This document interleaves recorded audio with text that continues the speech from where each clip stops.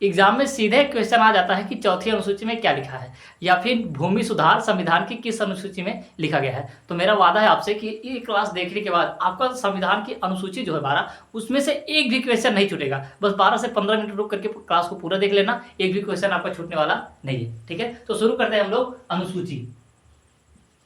अनुसूची अंग्रेजी में कहा जाता है इसको शेड्यूल।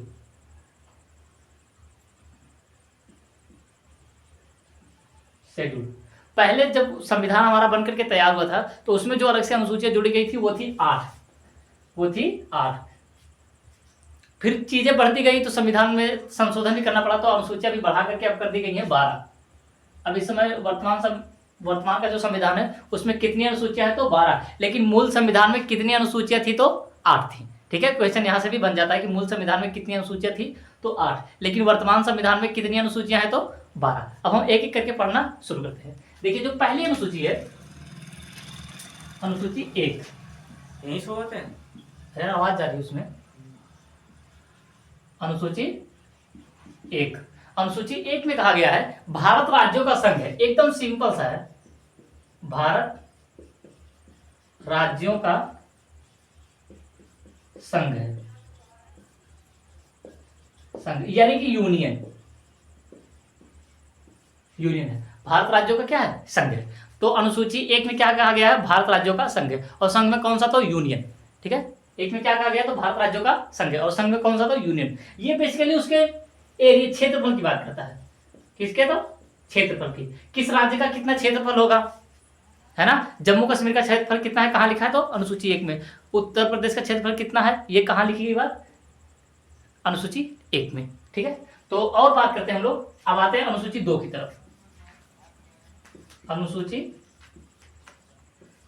2, अनुसूची 2 1 में, और एक से समझ जाइएगा आपकी। देखिए, उत्तर प्रदेश या फिर बिहार, झारखंड, जो भी राज्य है, इस राज्य की चर्चा किसमें है, तो उसके क्षेत्रफल की चर्चा किसमें, तो पहली अनुसूची में। और दूसरे में है वेतन। दूसरे में है वेतन, कि जितने भी कर्मचारी हैं, मतलब सरकारी, मतलब सांसद, विधायक, मतलब जितने भी लोग हैं, राष्ट्रपति को छोड़ करके, राष्ट्रपति, इन सब के लिए ना अलग से संविधान में एक आर्टिकल दे दिया गया है, क्योंकि लोग बहुत बड़े लोग होते हैं ना, तो इनका ऐसे नॉर्मली देना अच्छी बात नहीं है। तो वेतन की चर्चा किसमें है, तो अनुसूची 2 में है। ठीक है, तो क्वेश्चन सीधे पूछ लेता है कि वेतन की चर्चा भारतीय संविधान के किस अनुसूची में है, तो अनुसूची 2, ऑप्शन बी। मतलब जिस भी ऑप्शन पे होगा ऑप्शन बी मान लेते हैं। ठीक है ना, तो वेतन की चर्चा किसमें है, तो अनुसूची 2 में है। वेतन, अब वेतन लेने के बाद लेंगे ये लोग शपथ। अनुसूची 3, अब अनुसूची 3 में है शपथ की चर्चा। शपथ यानी कि ओथ। ठीक है, अनुसूची 3 में किसकी चर्चा है, तो शपथ की।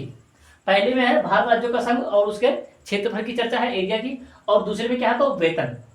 ठीक है, दूसरे में क्या है, तो वेतन की, किसको कितना वेतन मिलेगा। और अनुसूची 3 में क्या है, तो शपथ। अनुसूची 3 में क्या है, तो शपथ। और अनुसूची 4,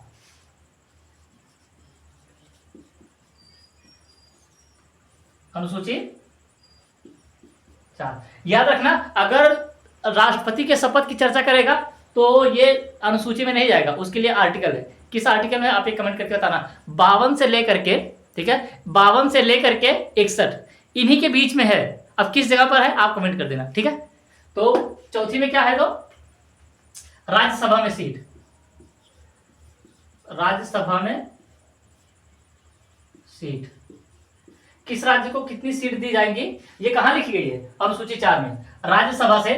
राज्यसभा में बैठने के लिए किस राज्य को कितनी सीटें हैं, वो सारी बातें कहां लिखी है, तो अनुसूची 4 में।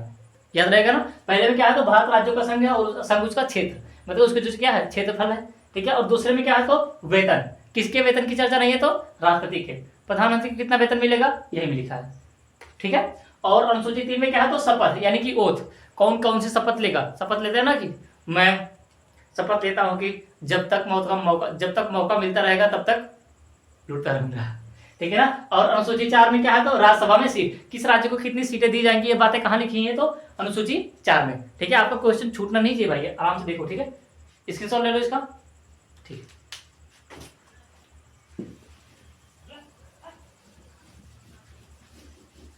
अब हम लोग चलते हैं अनुसूची 5 की ओर। अनुसूची 5, अनुसूची 5। अब अनुसूची 5 में है SC ST के लिए विशेष प्रावधान, SC ST के लिए विशेष प्रावधान दिए गए हैं, विशेष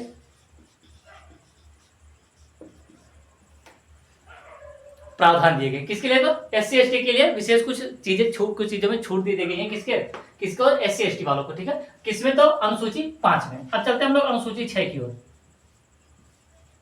अनुसूची 6, अनुसूची 6 में है राज्यसभा में सीट, नहीं, पूर्वोत्तर राज्य, पूर्वोत्तर राज्य।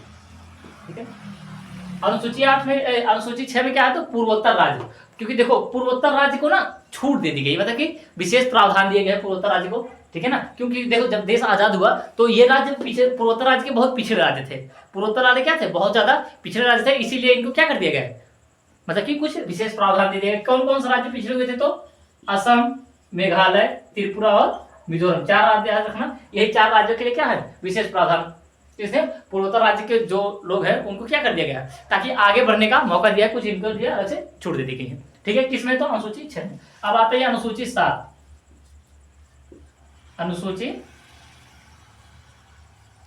7। मैं आपको एक बात बताता हूं कि जितने भी लड़के ग्रेजुएशन कर चुके हैं उनमें से अगर एक ही बार में आप पूछेंगे ना तो 12वां अनुसूची कोई नहीं बता पाएगा। क्योंकि मेरे साथ में कई सारे ऐसे लड़के हैं, मतलब मेरे साथ जितने लड़के पढ़ते थे मुझे पता है, ठीक है ना, कि अब बहुत से लोग तो इलाहाबाद वगैरह तैयारी करने के लिए चले गए, तो हो सकता है उनको पता हो गया हो, लेकिन अभी भी जो हमारे साथ में यहाँ पर रह रहे क्लास वो लोग करते रहते हैं, लेकिन किसी को भी 12वीं अनुसूची नहीं पता है। अगर आप मेरे दोस्त देख रहे हो ना तो मतलब कि समझ जाओ आप उससे तेज होने वाले हो। आप इंटर में हो, फर्स्ट ईयर में, सेकंड ईयर में, चाहे जहां भी हो, या फिर किसी चीज की तैयारी कर रहे हो, तो ये आपके बहुत ही काम में आने वाला है। ठीक है, तो चलते हैं हम अनुसूची 7 में। अनुसूची 7 में है शक्ति का विभाजन, शक्ति का विभाजन। इसमें शक्तियों का विभाजन कर दिया गया है। इसलिए विभाजन कर दिया गया है क्योंकि जब शक्ति किसी एक व्यक्ति के हाथ में चली जाती है ना तो वह उसका दुरुपयोग भी कर सकता है ना, वह उसका क्या कर सकता है? दुरुपयोग भी कर सकता है। इसीलिए शक्तियों का इसमें क्या कर दिया गया? विभाजन कर दिया गया। और 3 सूचियां बना दी गई। एक बना दी गई संघ सूची, संघ सूची, और दूसरी बना दी गई राज्य सूची, और तीसरी बना दी गई समवर्ती सूची। तीसरी बना देगी समवर्ती सूची। संघ सूची में कानून बनाने का अधिकार केंद्र सरकार को हो जाएगा, राज्य सूची में कानून बनाने का अधिकार राज्य सरकार को हो जाएगा, और समवर्ती सूची में कानून बनाने का अधिकार समवर्ती सूची को हो जाएगा। ठीक है, तो शक्तियों का क्या कर दिया गया? विभाजन कर दिया है। इसीलिए कर दिया गया कि अगर किसी एक ही व्यक्ति के हाथ में रहेगी, नहीं तो देखो पहले जब राजा महाराजा का जमाना चलता था तो उस समय राजा हुआ करते थे तो दलितों को कितना ज्यादा सताया जाता था, है ना, उनको पढ़ने का अधिकार। आपने एक कहानी देखी महाभारत की, महाभारत में जो कर्ण का भाई होता है, कर्ण का भाई जो श्रोण होता है, श्रोण, तो देखो वो ऐसे जा रहा होता है, मतलब कि वो पंडित लोग, अभी सॉरी भाई बुरा मत मानना, ब्राह्मण लोग कुछ यज्ञ कर रहे होते हैं, उसके कान में बस वो आवाज उसकी चली जाती है, तो कहते हैं ये तो अब तो ये अपवित्र हो गया, और उसके कान में पिघला हुआ श्रोण डाल देते थे, है ना। तो इसीलिए जब किसी एक व्यक्ति के हाथ में शासन चला जाएगा ना तो वह उसका दुरुपयोग भी करना शुरू कर देता है। इसीलिए क्या कर दिया गया? शक्तियों का विभाजन भी कर दिया गया है।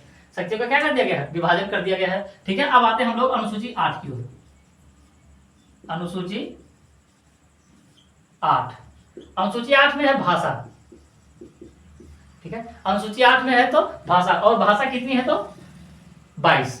ठीक है ना, और भाषा कितनी है तो 22। किसी क्लास में आपको हम सारी भाषा याद करवा देंगे, कोई बनाकर वीडियो अपलोड कर देंगे। ठीक है, इसमें कितनी भाषा है तो 22। अब क्वेश्चन कहेगा अनुसूची 8 में कितनी भाषाओं की चर्चा की गई है तो 22, है ना। या फिर ऐसा भी कह सकता है कि किस अनुसूची में भाषा की चर्चा है, या फिर 22 भाषा की चर्चा किस अनुसूची में की गई है, तो अनुसूची 8 में की गई है। ठीक है, इतना याद हो जाएगा ना। 5वीं में क्या है तो SC ST के लिए विशेष प्रावधान, 6वीं में क्या है तो पूर्वोत्तर राज्य, 7वीं में है 7 से 7 शक्ति का विभाजन, और आ से 8, और 8 में क्या है तो भाषा, और कितनी भाषाएं हैं तो 22। ठीक है, याद रहेगा, स्क्रीनशॉट लो, आगे बढ़ते हैं। अब आती है अनुसूची 9। वर्तमान में जब हमारा मूल संविधान बनकर के तैयार हुआ तो उसमें केवल 8 ही थी। कितनी अनुसूचियां थी तो 8, लेकिन फिर उसके बाद क्या कर दिया गया? संशोधन करके बढ़ा दिया गया। अब चलते हैं हम लोग अनुसूची 9 की ओर।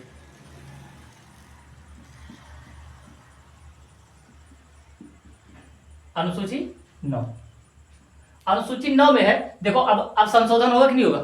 होगा। तो पहली बार हमारे संविधान में क्या हुआ? संशोधन हुआ। पहली बार हमारे संविधान में संशोधन हुआ और अनुसूची 9 जोड़ी गई और उसमें जोड़ा गया उसमें भूमि में सुधार किया गया। भूमि में क्या कर दिया गया? सुधार किया गया। ठीक है। जो जमींदार लोग थे उनसे उनकी जमींदारी छीन ली गई। जमींदारी खत्म कर दी गई। जमींदारों की क्या कर दी गई? जमींदारी खत्म कर दी गई। नहीं तो अगर आपने देखा होगा किसी किसी के पास 200-200 एकड़ जमीन थी और किसी के पास इतनी जमीन नहीं थी कि वह मतलब कि इतना अनाज उगा सके कि मतलब कि साल भर उसका खर्ची चलती रहे, और किसी के पास 200 एकड़ 300 एकड़ दुनिया भर की जमीन थी और किसी के पास घर बनाने भर के भी जितना जगह नहीं थी। तो इसीलिए क्या कर दिया गया? जमींदारी उनसे छीन ली गई और जमीन को क्या कर दिया गया? मतलब कि सभी को उतना दे दिया गया कि जितना सबसे हो सके। ठीक है। तो इसमें क्या कर दिया गया? भूमि सुधार। ये था पहला संशोधन।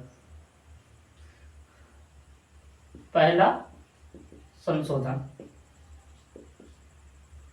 है ना, पहला संशोधन या फिर 1वां संविधान संशोधन। ठीक है। तो जो भी होगा, तो पहला संविधान संशोधन में क्या किया गया था? तो भूमि सुधार किया गया था या फिर 9वीं अनुसूची जोड़ी गई थी। तो कब हुआ था? तो 1951 में। कब हुआ था? 1951 में। डेट याद रखना, यहां से क्वेश्चन बहुत ज्यादा बनते हैं। ठीक है। तो भूमि सुधार 9वीं अनुसूची है ना, या फिर 9वीं पहला संशोधन कब हुआ था? 1951 में। 9वीं अनुसूची में क्या है? तो भूमि सुधार है ना, भूमि सुधार। ठीक है। क्या किया गया था? तो जमींदारी छीन ली गई थी। या फिर ऐसे संविधान में पहली बार संशोधन में क्या जोड़ा गया? तो भूमि सुधार। कुछ भी करके पूछ लेगा, आप यही करके आएंगे। अब आते हैं अनुसूची 10। अनुसूची 10 से दल बदल है ना, दल बदल। 10 में क्या कहा गया? दल बदल। दल का मतलब समझे ना, कोई भी पार्टी का झंडा। देखिए इसमें कहा गया है आप जिस पार्टी से चुनाव लड़े हैं वो उस पार्टी से अगर जीत गए हैं तो आप अपनी पार्टी नहीं बदल सकते हैं, है ना। चुनाव जीतने के बाद पार्टी नहीं बदल सकते, मतलब दल बदल नहीं कर सकते हैं। जैसे हम कांग्रेस से अगर चुनाव लड़ रहे हैं तो हम सांसद जीत गए और बीजेपी वाले यदि हमें ज्यादा पैसा दे रहे हैं तो हम नहीं जा सकते, है ना। हाँ, ज्वाइन कर सकते हैं, लेकिन ये नहीं कि कांग्रेस का झंडा उतार के बीजेपी वाला चिपका दिए, ऐसा नहीं कर सकते। जैसे यदि कोई व्यक्ति आम आदमी पार्टी में है और वो कह रहा है कि हमको दुनिया में कोई नहीं खरीद सकता, ऐसी कोई पार्टी बनी ही नहीं है जो आज तक हमें खरीद सके, फिर बीजेपी वाला कोई आएगा, अरे लाडले मेरा नाम नहीं सुना क्या तू, फिर उसको पैसा देगा, खरीद लेगा, ठीक है, फिर वो चला जाएगा। और हमारे देश में ऐसे भी समझदार लोग हुए हैं जो इन सब इतने छोटे छोटे मुद्दे को भी संसद में जाकर उठाते हैं कि कुछ लोग तो ऐसे हो जो समोसे का रेट बता दिए कि समोसा छोटा बड़ा मिल रहा है, और ये तो नॉर्मल बात थी। लेकिन ऐसे भी समझदार पढ़े लिखे लोग जो बात कर रहे थे कि जैसे महीना 30 दिन का होता है, 31 दिन का होता है, वैसे रिचार्ज भी 30-31 दिन का होना चाहिए। ये सारी बातें मतलब कि युवाओं के भला के लिए वो संसद में उठाए थे। लेकिन आज ऐसे भी फिर वो जाकर के और जब वो और ज्यादा समझदार हुए तो समझदारी मतलब कि आम आदमी पार्टी में तो इतना ही समझ आई थी, लेकिन जैसे ही बीजेपी में ज्वाइन किए तो इतना सारा पेपर लीक हो रहा है, नीट का पेपर लीक हुआ, कितने लड़के मर गए, लेकिन उनको ये सब दिखाई नहीं दे रहा। देखो बीजेपी एक ऐसा चश्मा है जिसको पहनने के बाद आपको कुछ दिखाई नहीं देता, बस आप उसके भक्त बन जाते हैं।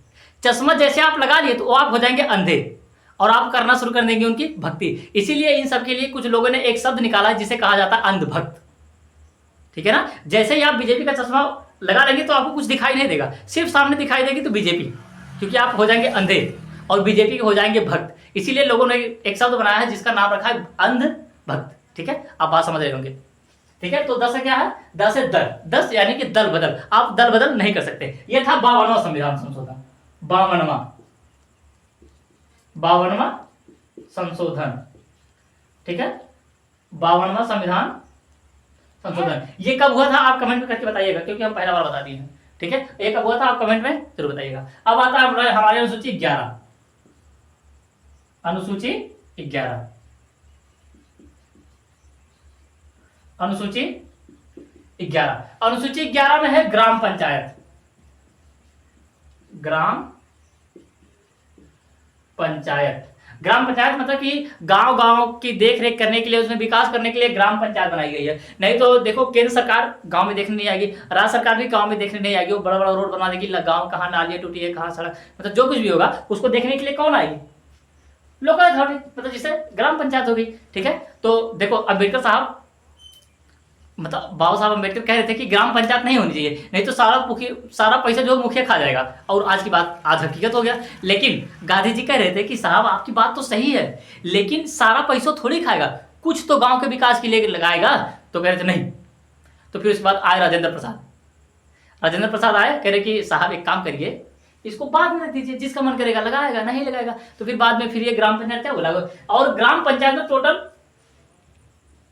28 विषय रखे गए हैं कि ग्राम पंचायत को 28 विषयों पर काम करने का अधिकार है। नालियाँ गांव में टूट गई है, खेत में चकबंदी वगैरह, कोई किसी का ज्यादा पार्ट लिया, उसको जो ऊसर है उसमें काम करवाने के लिए, खड़ंजा लगवाने के लिए, कॉलोनी पास करवाने के लिए, किसी घर ज्यादा पानी इकट्ठा हो रहा है उसके लिए, फिर नालिया के लिए गाँव में जो पोखरी वोखरी बनी है उसकी साफ सफाई करवाने के लिए, ऐसे ऐसे टोटल 28 काम दिए गए हैं। लेकिन मैं आपको दावे के साथ कह सकता हूँ कि ग्राम प्रधान को खुद इसमें से 15 काम भी नहीं पता होगा कि मेरे अंदर क्या क्या काम आता है, और लोगों को भी नहीं पता होता, गाँव के लोग भी नहीं तो कहते ना कि यही वाला कम हुआ ना भाई मुखिया जी, नहीं तो अगर पता होता कि मुखिया के अंदर भी आता है कर रहा था, अरे इवन कि इसका भी पैसा आता है कि जो खेत में सबकी मेड़ नहीं होती है, बरसात में टूट फूट जाती है, उसको मतलब कि सरकार सही करने के लिए पैसा देती है, लेकिन किसी को पता ही नहीं है, किसी को नहीं पता तो लोग करवाते ही करवाते। नहीं तो देखोगे अभी जाकर फोटो खिंचवा के लेके चले जाते, नरेगा वाला पैसा आ जाता है, मजदूरी आ जाती है, सरकार तो मजदूरी दे ही दे रही है, और जो फोटो खिंचवाता है वो 300 रुपये ले लेता है, हो गया काम उसका भी, वो भी खुश है ना।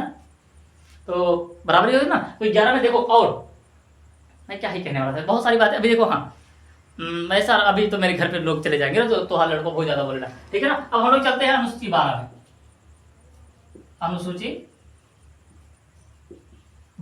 अनुसूची 12 में है नगर पंचायत, नगर पालिका कह रहे, नगर पालिका, ठीक है। अनुसूची 12 में क्या है तो नगर पालिका, याद रहेगा ना दोस्त, ठीक है। तो देखो गांव में काम करने के लिए ग्राम पंचायत अनुसूची 11 में है, और शहर में काम करने के लिए नगर पालिका बनाई गई है, ये है अनुसूची 12 में। और देखो हाँ वो देखो गांव में कितने लोगों को क्या पता होता कि प्रधान कॉलोनी दियावलन, नाली बनवावन, खड़ंजा लगवावन, और कुछ टूट फूट के लोगों के सही करवा देलन, और या तो फिर राशन कार्ड में नाम जुड़वाते हैं, बस इतना। नहीं भाई साहब, इससे बहुत ज़्यादा काम होता है। अब कितना ही काम बताए, आप जाकर के गूगल पे सर्च करिएगा प्रधान के अंदर में कितने कितने काम आते हैं, फिर उसके बाद जब आपको पता चलेगा तो आपको पता चलेगा अरे यार प्रधान तो खाली ये नलिएगढ़ ये सब बनवाते हैं, और कुछ काम कौन करवाएगा, ठीक है ना। बहुत सारे काम आते हैं, पहले आप जाकर के गूगल पे सर्च करिए कि कौन कौन से काम प्रधान के अंदर में आते हैं, फिर उसके बाद आप आवाज़ उठाइए कि भाई साहब आपने ये काम किया, ये काम नहीं किया, ऐसा होगा तो फिर कैसे चलेगा, हमने आपको वोट दिया है, ठीक है। तो भाई अब आज के लिए इतने रहने देते हैं, अब मिलेंगे नेक्स्ट क्लास में, तब तक के लिए जय हिंद।